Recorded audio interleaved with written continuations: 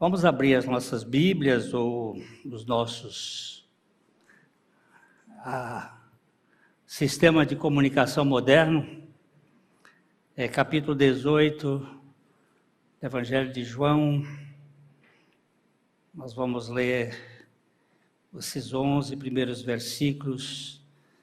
Já fizemos isso 3 domingos seguidos e vamos continuar fazendo.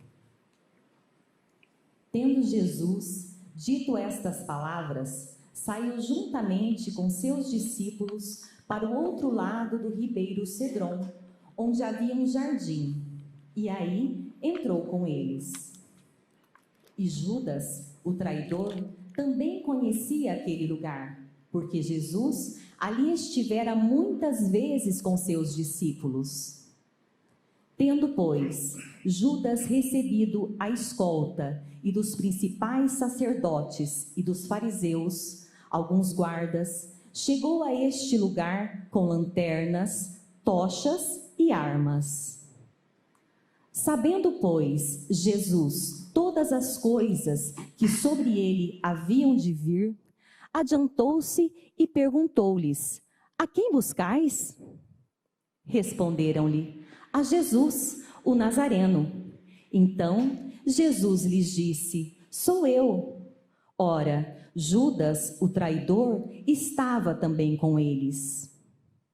Quando, pois, Jesus lhes disse: sou eu, recuaram e caíram por terra. Jesus, de novo, lhes perguntou: a quem buscais? Responderam: a Jesus, o Nazareno. Então lhes disse Jesus: já vos declarei que sou eu. Se é a mim, pois, que buscais, deixai ir estes. Para se cumprir a palavra que dissera: não perdi nenhum dos que me deste. Então Simão Pedro puxou da espada que trazia e feriu o servo do sumo sacerdote, cortando-lhe a orelha direita. E o nome do servo era Malco. Mas Jesus disse a Pedro: mete a espada na bainha. Não beberei, porventura, o cálice que o Pai me deu? Nosso Pai, fala conosco através da Tua Palavra e por meio do Teu Espírito Santo. Opera nos nossos corações o que Tu queres, para a glória do nome de Jesus.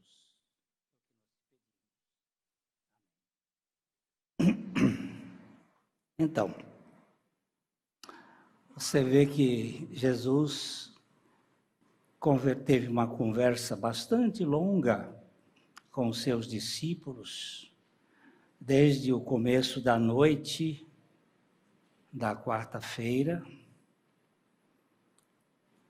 Vocês estão vendo que eu estou usando agora uma nova possibilidade, e não da quinta-feira. Por que isto? A gente vai verificando e as datas não coincidem. Quando Jesus entrou na cidade de Jerusalém, no domingo de Ramos, e quando você vai somando os dias todos dos acontecimentos, isso vai dar exatamente na quarta-feira. Jesus não teve nenhum dia de folga nesse tempo. E se nós chegarmos à conclusão de que Jesus foi sacrificado na sexta-feira, nós vamos entrar num problema que ele ficou um dia de folga. E outro problema é que a Bíblia diz que ele esteve em 3 dias, ou 3 dias no ventre da terra, que era o único sinal que ele prometeu a dar uma geração incrédula e perversa, o sinal do profeta Jonas. Assim como Jonas esteve 3 dias e 3 noites no ventre do peixe. Possivelmente, aquele ano do sacrifício de Jesus fosse um ano de jubileu. Num ano de jubileu, isso nós vamos depois, no capítulo 19 de João, verificar que ele diz, e aquele dia era um grande sábado. Todo sábado tem o mesmo tamanho, menos o sábado do jubileu. Porque este sábado do jubileu começava na sexta. Ou seja, havia um dia a mais. Era sexta e sábado que era o grande sábado. E possivelmente a morte do Senhor Jesus teria acontecido exatamente no ano de jubileu, que era o ano aceitável, é o ano da libertação, onde a terra voltava para o seu dono. Eu era dono de uma propriedade como um judeu, e durante o período de um jubileu a outro, que são 49 anos, 7 vezes 7, 49 anos, o ano de jubileu, o ano 50, eu tive um problema econômico, entrei numa crise, então eu vendi a minha propriedade para o Wildo. Na verdade, eu não vendia a propriedade, eu simplesmente passava a posse para ele pela minha dívida.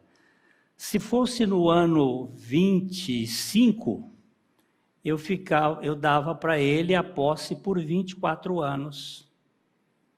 Ele teria o direito de 24 anos usar a minha terra.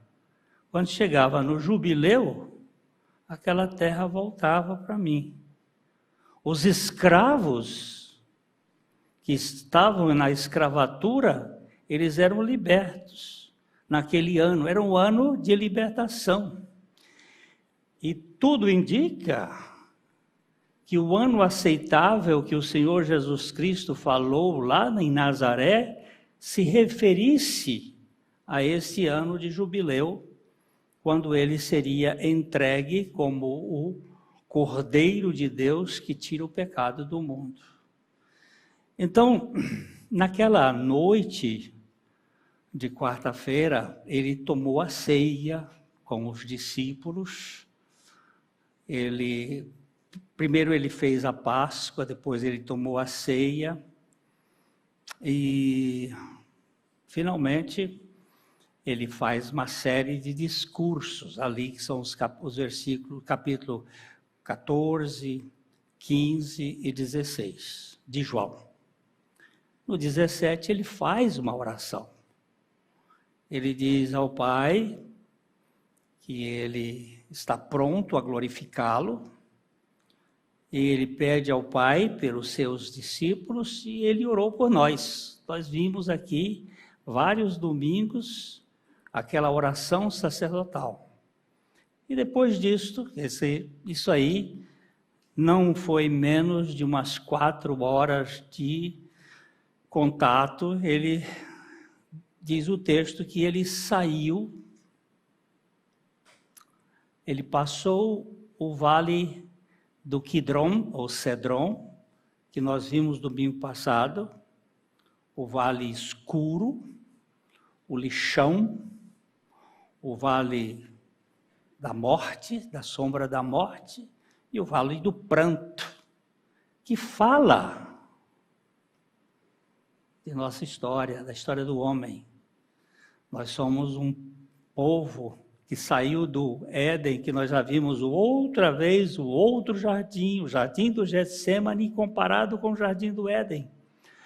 E aí nós saímos do Éden e a nossa vida foi inundada por todos os traumas, pecados e consequências do pecado. E nós somos um caos. A humanidade é um caos. Nós já nascemos com um histórico de gerações e gerações de causas e efeitos. Até a palavra diz, eu visitarei a maldade dos pais, dos filhos, até a 3ª e 4ª geração daqueles que me aborrecem. Nós temos muita história na nossa vida que nem nós sabemos. Nós lemos aqui hoje o Salmo 19, expurga-me daquilo que me é oculto e da soberba guarda o teu servo, para que ela não seja minha senhora, para que ela não se assenhoreie de mim. Então serei sincero e ficarei livre de grandes transgressões. Eu tenho camadas e camadas de dolo, de sujeira. Então é uma história ruim que a gente tem. E esta salvação de Jesus Cristo implica nesta libertação total da gente. E nós vimos, domingo passado, a beleza do que é o Cedron, aquele vale sujo, cemitério, aquele vale de lágrimas, se transformar no final dos tempos, na corrente que desce do Monte das Oliveiras, que vai se partir, e vimos que as águas do templo do Senhor, que é o próprio Jesus, águas abundantes vão correr para até tornar o mar salgado, o mar morto, em águas puras. Isso é uma linguagem tão rica, tão profunda, que é toda a obra da redenção. Esta maravilha que Jesus Cristo veio fazer, ali naquela caminhada, lá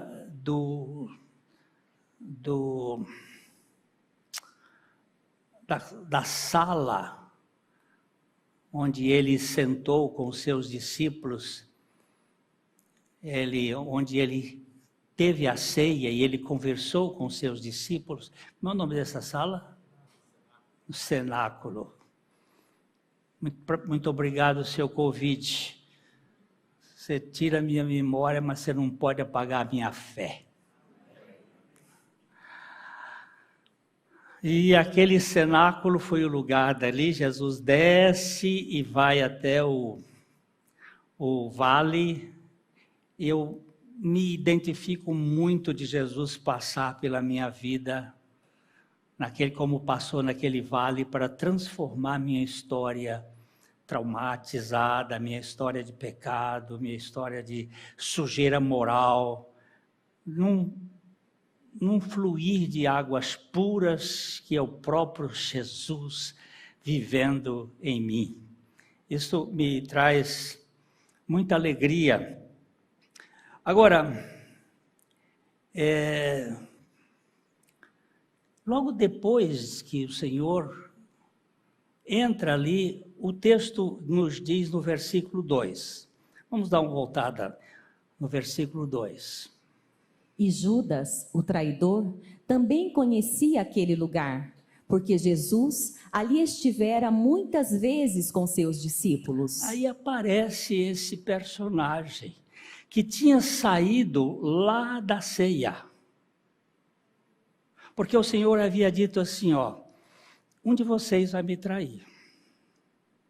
E gerou aquela celeuma, aquela questão toda, e Pedro perguntou para João, que estava do lado de Jesus, pergunta para ele quem é. E João encostou-se no peito do Senhor e perguntou. Ele disse, aquele que mete comigo a mão no prato. Esse. E aí ele molhou o pão. Alguns dizem que foi no caldo do cordeiro, porque alguns acreditam que ele não tenha tomado a ceia, que ele saiu antes da ceia. Mas é tudo difícil da gente entender. Mas ele molhou ali e pôs na boca dele e disse, olha, o que você tem que fazer, faz logo. E o texto bíblico termina assim, e era noite. Porque tudo o que é do maligno é trevas. Por isso, o Vale do Cedron Kidron significa trevoso, escuro. Escuro. É isto que demonstra a vida da sombra.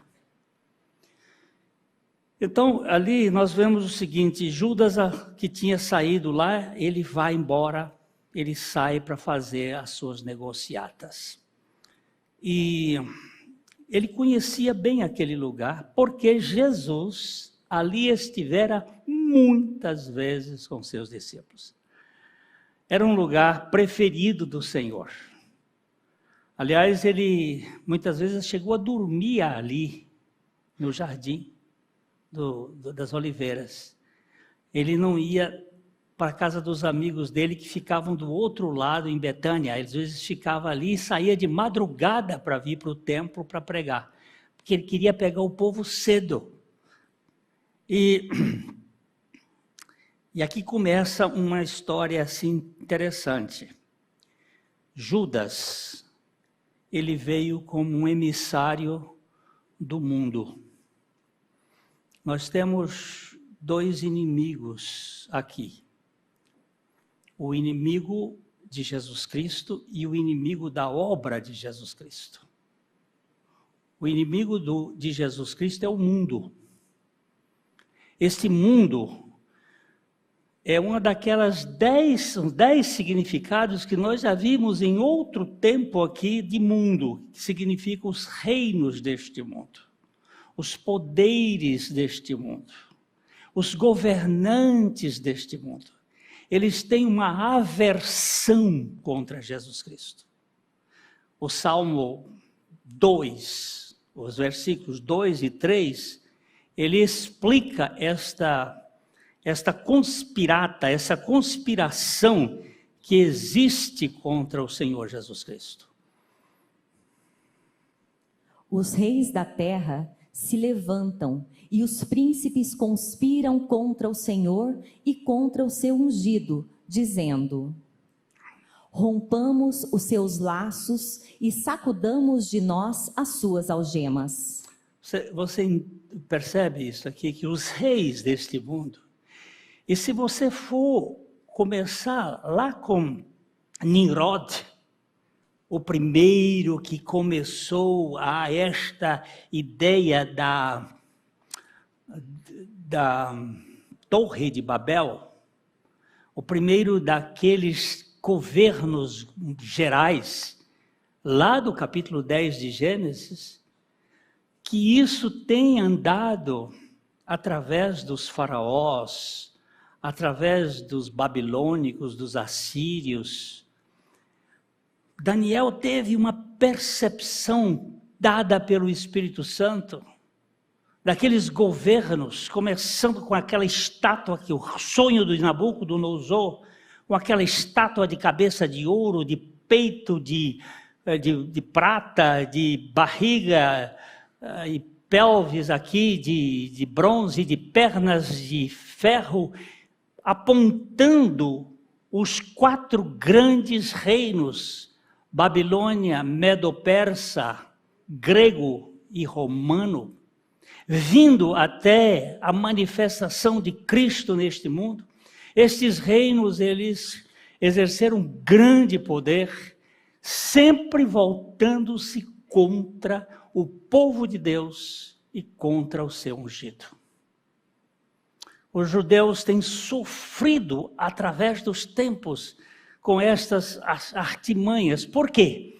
Porque Deus escolheu um homem chamado Avrão e disse que deste homem ele teria uma semente da qual seriam benditas todas as famílias da terra. Quantas são as famílias da terra? 3. Sem, Cão e Jafé. No more. O resto é tudo descendência dessas 3 famílias. E estas famílias seriam abençoadas num descendente de 100. E Deus fez este processo.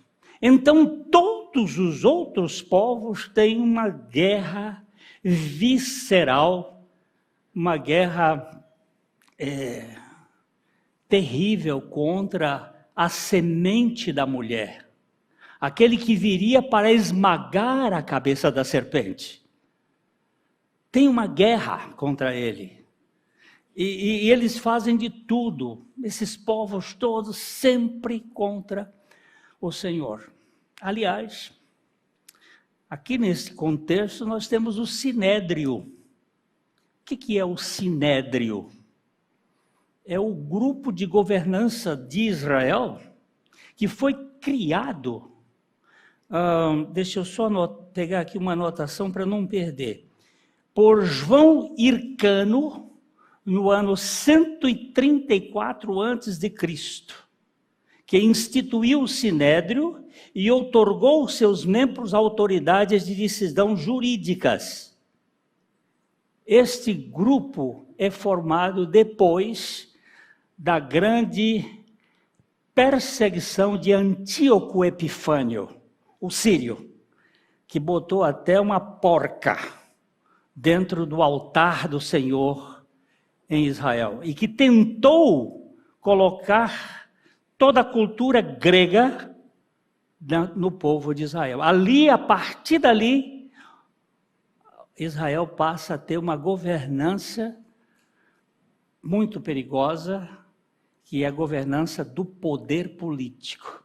Nós vamos mais para frente encontrar o seu Anás e o seu Caifás, que nada mais eram do que sacerdotes postiços colocados dentro de Israel para interesses mundiais de Roma e trazendo prejuízos seríssimos do ponto de vista espiritual. Então, o que eu quero ressaltar aqui é que há um governo contra Cristo. E ninguém precisa ser tão lúcido para perceber que hoje há uma armação mundial que tem como objetivo o povo do Senhor. Anular esse povo, aniquilar esse povo. Então, este é o inimigo de Cristo. O inimigo de Cristo é o mundo. Só para a gente não ficar assim muito perdido, vamos dar uma olhada em João capítulo 15. João capítulo 15, deixa eu ver aqui, versículo 18. Se o mundo vos odeia, sabei que, primeiro do que a vós outros, me odiou a mim. Nós vamos, quando a gente for tratar do julgamento de Jesus, nós vamos verificar que esse julgamento, ele é muito parecido com aquilo que acontece nas caladas da noite, dos congressos, dos senados e dos tribunais por aí, que é feito na surdina. Eles têm uns conchavos, umas negociatas. E a base de tudo isto é a implantação de um sistema anticristo. Anticristo. Não é só de um personagem, é de um sistema. Então, o que nós vemos é os inimigos de Cristo é o mundo. O inimigo de Cristo é o mundo. E o inimigo da obra de Cristo são os falsos crentes. E Judas é um desses. O falso crente é o inimigo da obra da redenção.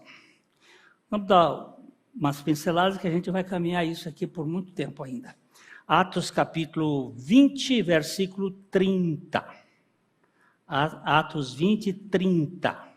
Paulo está falando ali com a igreja de Éfeso, ele está mostrando o que acontece. Olha só.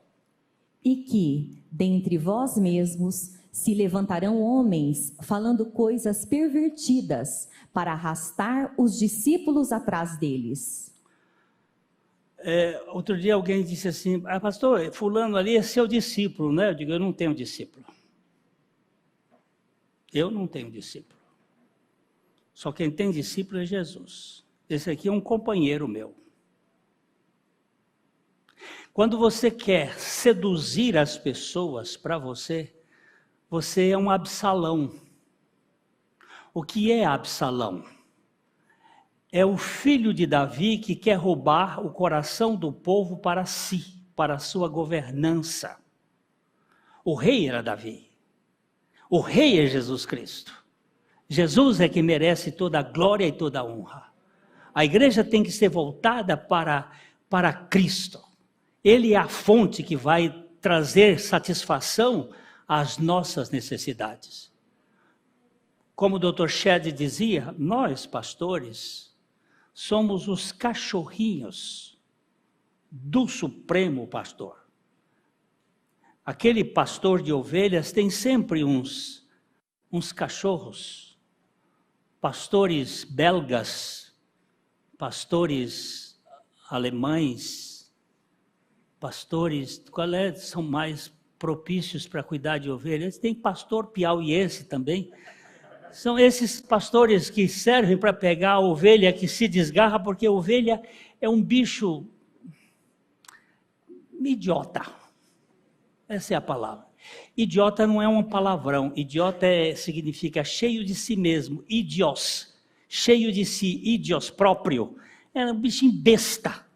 E ele vai ali, corre para colar, tem um capim mais verde, só que lá naquele capim virente, verde, tem praga. Ele não sabe. E vai, e o pastor precisa, e às vezes ele sai aqui, o que ele faz? O cachorrinho vai lá e traz a ovelha para cá. Para o olho do pastor. Do pastor. Creio eu, na graça de Deus, que esse púlpito tem esta vertente aqui, e por isso nós temos um grupo que a gente tem procurado dizer, gente, nós temos que trazer as ovelhas do rebanho para o pastor da igreja, que é Jesus Cristo. Agora, tem gente que entra na igreja, e até escolhido pelo Senhor. Judas foi escolhido pelo Senhor, mas ele não foi dado ao Senhor pelo Pai. Judas fez parte de um ministério muito interessante. Os falsos crentes, eles estão na igreja. E eles exercem muita importância. Quem era Judas? O nome já começa maravilhoso. Louvor. O nome de Judas significa Judá. Mesma coisa, Judas ou Judá é louvor. Era um homem que tinha um nome que vai encher o coração. Se eu tivesse o nome de Judá, esse é motivo de louvor a Deus. Mas ele era um cara que era chamado de Iscariote, ou Iscariotes. Que será isto aqui? Ish é homem, Cariote é uma cidade, é o nome de uma cidade. Eu não vou entrar aqui, mas tem todas as anotações aqui, que pode ser uma cidade de Moabe, ele seria um moabita, ou de uma cidade do sul da Judéia. E isso faz com que Judas seja o único discípulo de Jesus que não era da Galileia. Nós temos a divisão aqui do território, Galileia, Samaria, Judéia, no sul. E o problema antes Jesus é a Judéia. A Galileia dos gentios era desprezada. A Galileia dos gentios era um local que ninguém queria nada. O profeta Isaías já descreveu isto. Agora, problema da religiosidade mais dramática é a Judéia. Ela é anticristo, ela é anti-Jesus, ela é totalmente voltada para uma religiosidade humanista, do poder da carne, da satisfação do ego. Já começa aí, Judas não é galileu, ele é judeu. E isto chama a atenção. A outra questão, Judas, ele é competente, ele é uma pessoa muito capaz. Por quê? Num colégio apostólico, que tinham 12, e um deles fora coletor de impostos, foi Mateus, o Levi, não ser o tesoureiro,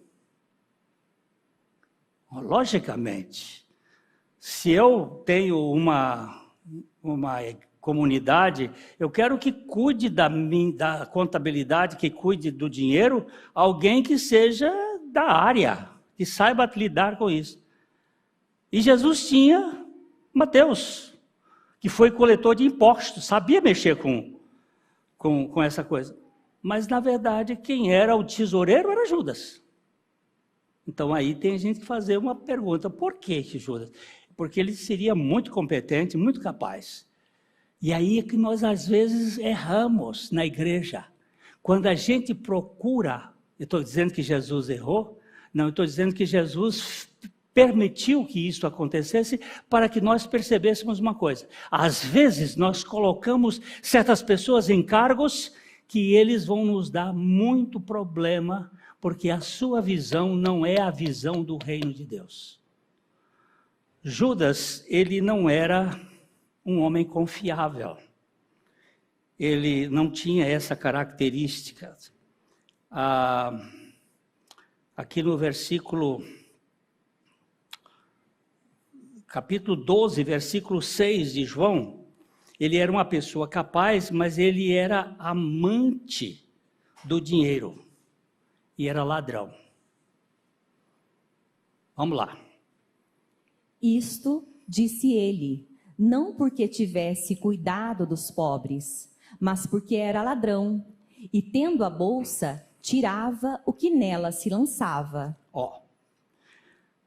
Judas fez um comentário lá na casa de Simão leproso, quando Jesus estava ali em Betânia, e ele foi ungido por Maria, irmã de Lázaro. Maria trouxe um vaso de alabastro, de um unguento muito precioso, que segundo a atribuição de Judas, valeria 300 dinheiros, 300 denários, ou seja, o trabalho de uma pessoa por um ano, e quebrou no Senhor. E ele fez um comentário que esse vaso deveria ser vendido e dado aos pobres. Então ele está dizendo aqui, porque não se vendeu este perfume por 300 denários e não se deu aos pobres. Verso 6. Isto disse ele, não porque tivesse cuidado dos pobres, mas porque era ladrão, e tendo a bolsa, tirava o que nela se lançava. Agora eu vou para o nome Iscariotes, que eu sei que grande parte tem dificuldade de entender isso, os estudiosos, mas pode ser que Iscariotes não seja exatamente homem de Cariote, da cidade de Cario, pode ser também, mas que fosse Zicários, que seria um grupo de extrema esquerda, que possuía uma adaga e costumava matar, daí a palavra assassino. Iscariotes, que teria sido uma dos grupos que lá atrás já começou o bagaço no meio de João Hircano, no meio do Sinédrio, que criaram esses grupos, que tinha no tempo de Jesus uma turma que era chamada de herodianos, essa turma que é muito parecida com PSOL, PT, coisa assim, de extrema esquerda. De extrema esquerda. Que tinham ideias políticas e não ideias espirituais. Por que Judas traiu Jesus? Porque ele queria uma libertação do Império Romano. E ele viu que Jesus não tinha esse projeto, que o seu reino não era deste mundo. Então ele montou um esquema e ele traiu Jesus. Ele era uma pessoa capaz, mas ele era amante do dinheiro.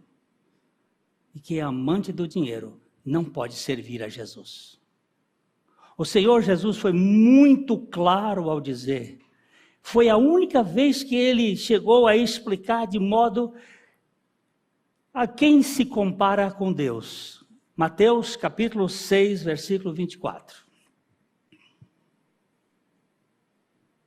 Ninguém pode servir a dois senhores, porque ou há de aborrecer-se de um e amar ao outro, ou se devotará a um e desprezará ao outro.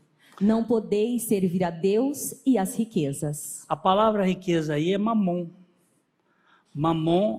Mamona, é esse poder da governança das riquezas sobre a vida de alguém.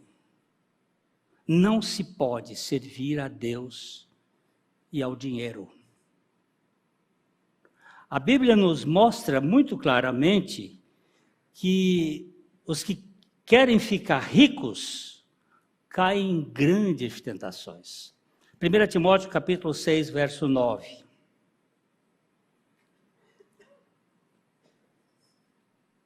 Ora, os que querem ficar ricos caem em tentação e cilada, e em muitas concupiscências insensatas e perniciosas, as quais afogam os homens na ruína e perdição. Você presta atenção que não são propriamente os ricos, mas os que querem ficar ricos.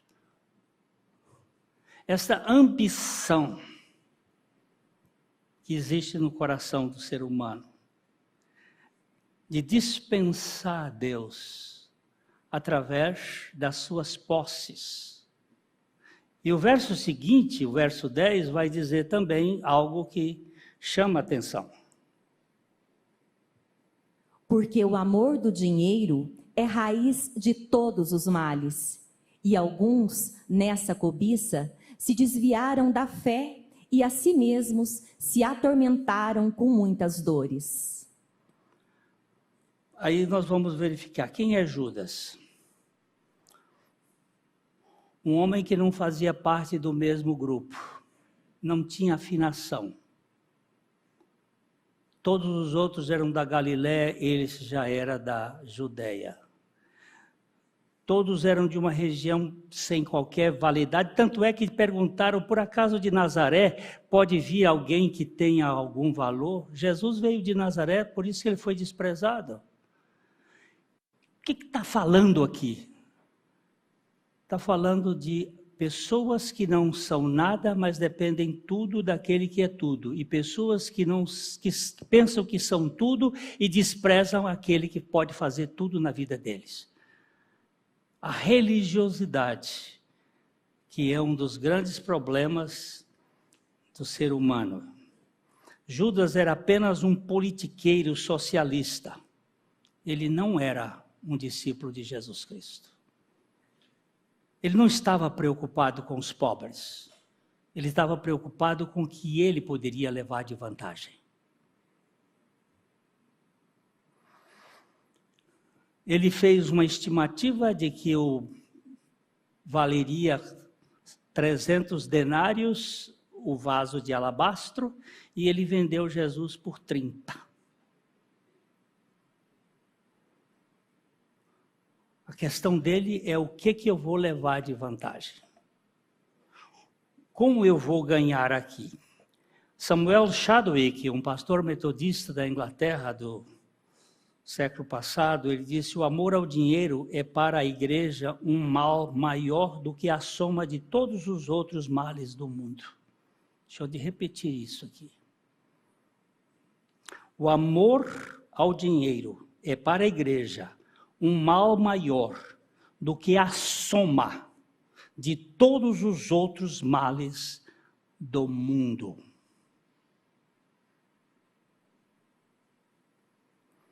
O que é mais importante? Uma pessoa ou um patrimônio? O que é mais importante? Um homem que precisa de uma ação divina e que precisa de uma ação da igreja, ou amealharmos para termos coisas? Essa visão precisa ser tratada conosco de uma maneira muito profunda. Jesus escolheu 12 discípulos, mas ele enviou 11 apóstolos. 12 foram os discípulos que ele escolheu. Vamos só dar uma olhada aqui em Marcos 3, 13.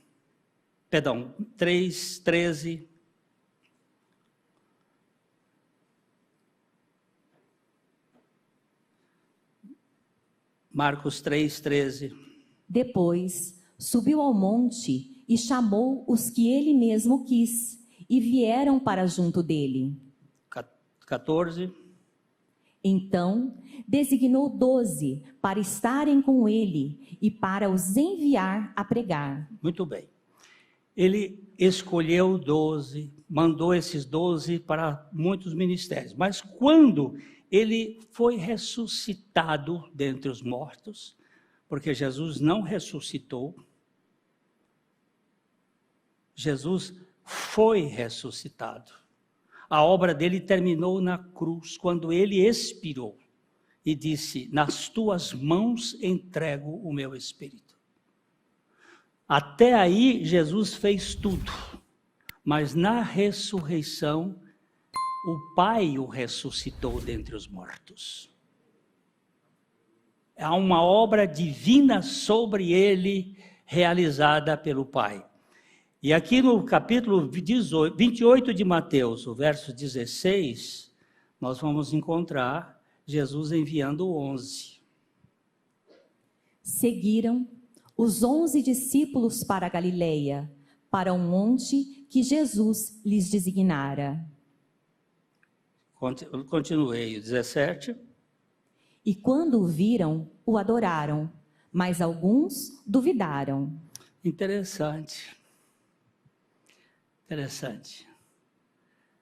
Os discípulos dele duvidaram da ressurreição. Mas ele não tinha outra coisa a fazer. Verso 18. Jesus, aproximando-se, falou-lhes, dizendo: toda a autoridade me foi dada no céu e na terra. Pronto, caímos para frente um pouquinho. Ide, portanto, fazei discípulos de todas as nações, batizando-os em nome do Pai, e do Filho, e do Espírito Santo, ensinando-os a guardar todas as coisas que vos tenho ordenado. E eis que estou convosco todos os dias, até a consumação do século. Jesus chamou 12, enviou 11, porque um não era dele. Porque Judas traiu Jesus? Humanamente falando, ele se decepcionou com Jesus. Ele queria um reino aqui na terra. Jesus, humanamente falando, foi isto. Ele tinha uma expectativa de que Jesus libertaria Israel do Império Romano. Mas, biblicamente falando, por que ele traiu a Jesus? Porque ele não era discípulo de Jesus. De fato. Ele estava entre os discípulos, mas ele não foi dado pelo Pai a Jesus. Capítulo 17 de João, versículo 12. João 17, 12. quando eu estava com eles, guardava-os no teu nome, que me deste, e protegi-os, e nenhum deles se perdeu, exceto o filho da perdição, para que se cumprisse a Escritura. Preste atenção nesse texto.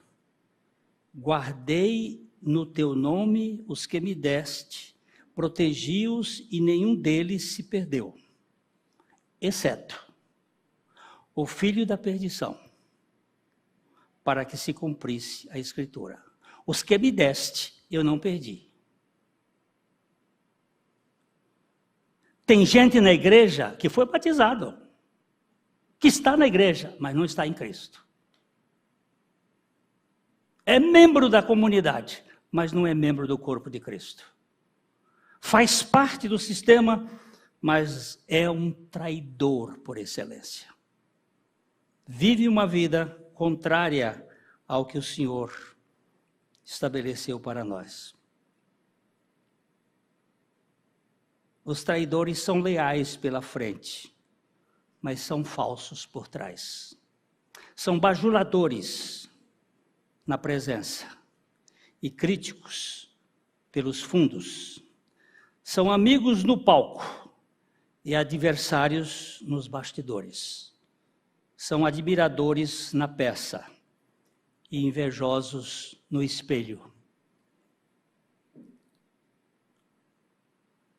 Nós não podemos confiar em ninguém, nem nós, nem ninguém.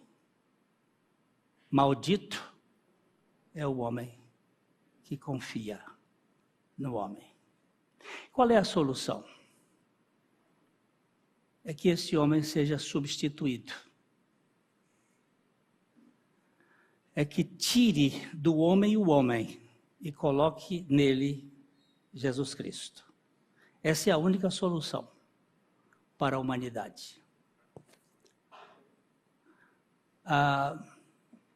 Eu fui estudar um pouquinho sobre traição de marido, mulher, traição de empresários, traição de amigos. Todos têm a mesma característica. Não existe traição de inimigos. Eles são amigos, mas não são fiéis, não são leais, não são íntegros, são sempre misturados, são sempre figuras que querem se exibir, têm um ego acima de tudo. Ambição. Ele traiu porque a sua ambição estava voltada para este mundo. Este mundo é a nossa desgraça. Agora o Senhor Jesus precisa nos encher dele, tirar nós de nós e nos colocar em Cristo Jesus.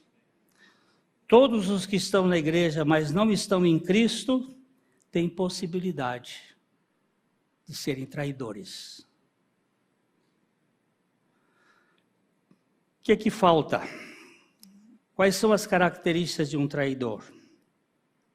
Ele não é regenerado. Ele é apenas igrejificado. Ele tem uma amizade aparente, um ciúme ardente, uma inveja permanente e uma hipocrisia latente. Onde nós estamos nesse quadro? Com Judas ou com os 11? Não julgue o outro. A história é para mim, é para você. Cada um se olhe diante do Senhor. Os inimigos de Jesus, ou o inimigo de Jesus é o mundo. O inimigo de Cristo é o falso crente. Senhor, tem misericórdia de mim. Eu vou trabalhar um pouquinho mais nisso, porque o falso crente, ele nunca está feliz. Ele sempre está criticando alguma coisa. E eu me lembro daquela irmã, para terminar, há muitos anos atrás, aqui nessa comunidade. Pastor, eu tive um sonho. Que foi? Eu sonhei com um arrebatamento. Eu via a igreja sendo arrebatada. Eu vi o Senhor sendo arrebatado. Digo, oh, que bênção. Mas não é pela sua confissão que a bênção não é. É a bênção que eu serei arrebatado por causa do Senhor, por causa da sua palavra. Mas que coisa, aí ela foi contando, mas de repente parou, as pessoas pararam de subir. E eu tinha uma grande nuvem e eu gritei, Senhor, e eu? E veio uma voz lá de cima que disse assim, você não. Ela disse, por que, Senhor? Porque você ousou sentar-se na minha cadeira para julgar as pessoas por quem eu morri. Ela disse que caiu de prantos, chorando. Pediu perdão ao Senhor. Você que julga o outro, é juiz? Cada um vai dar conta diante de si, diante de Deus. Eu preciso verificar a minha vida. Que Deus tenha misericórdia de mim.